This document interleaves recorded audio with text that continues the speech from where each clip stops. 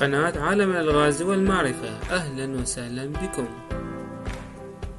10 تمارين لتقوية الذاكرة والحفظ وتنشيطها. تقوية الذاكرة من أحد الأمور التي تحتاج لا تمارين لتقويتها وتنشيطها، وهذا ما سوف نقدمه لكم فهذا الموضوع، وهو تمارين تقوية الذاكرة وطرق التقوية بالشرح المبسط لكي أقوي ذاكرتي. 10 تمارين لتقوية الذاكرة. وقبل البدء نود لفت النظر إلى 3 أشياء مهمة. أولا، ليست هناك ذاكرة قوية وذاكرة ضعيفة، وإنما هناك ذاكرة مدربة وذاكرة غير مدربة. ثانيا، الذاكرة مثل العضلة، إن أهملتها فهي تضعف وتفقد قوتها مع مرور الوقت، وإن مرنتها باستمرار فهي تتقوى وتشتد إلى أن تصبح أقوى.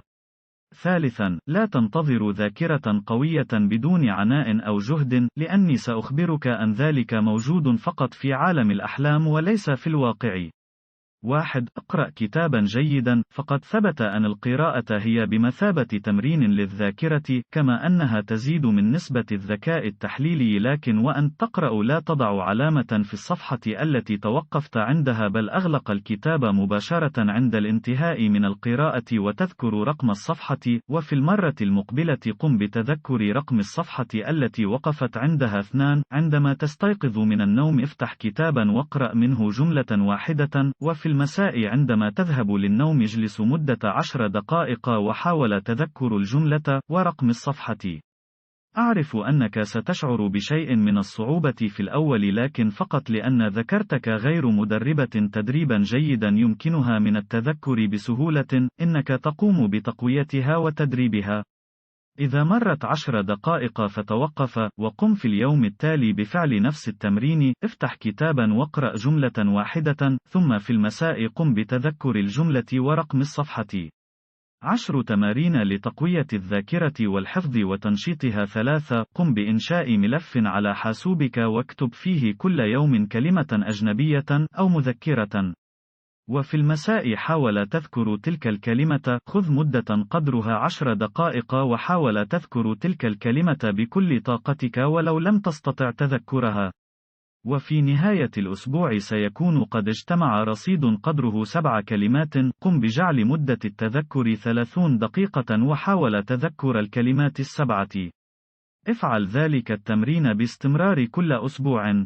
4. حاول تذكر اسم صديق لك لم تره منذ سنين لكنك لا تتذكر اسمه. إن لم تستطع تذكر اسمه في اليوم الأول فافعل ذلك باستمرار كل يوم إلى أن تتذكره.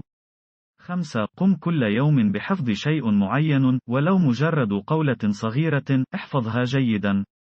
هذه الطريقة ستقوي من قدرتك على الحفظ وتصبح لديك القدرة على تخزين المعلومات بسرعة. 6. تجنب استعمال تقنيات الذاكرة، أشياء تذكرك مثل منبه على الجوال، لأنك بصدد تقوية ذاكرتك وتمرينها لتكتسب قوة ذاكرة طبيعية، لذا حاول التذكر بشكل طبيعي.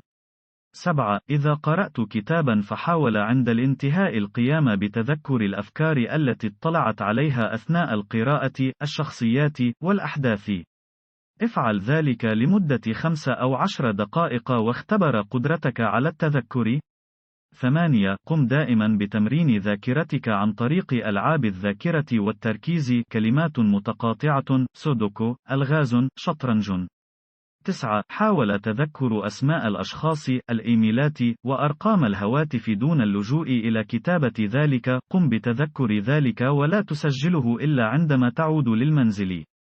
10. عندما تقوم بتخزين معلومة جديدة حاول الرجوع إليها ومراجعتها ذهنيا بين فترة وأخرى. هناك قاعدة تقول: استخدمها أو ستفقدها.